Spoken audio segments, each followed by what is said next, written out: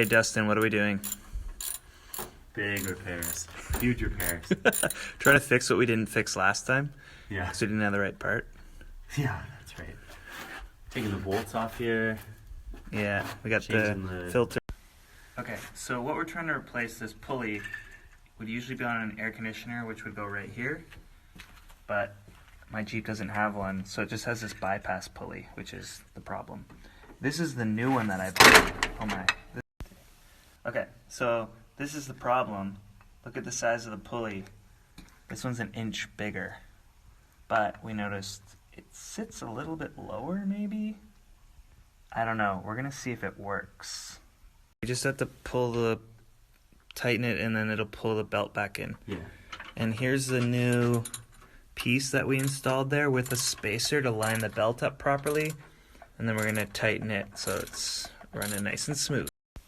All right.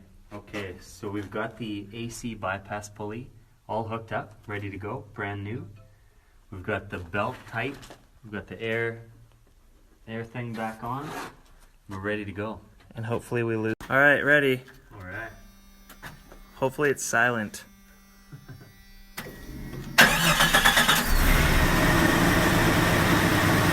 It's way better.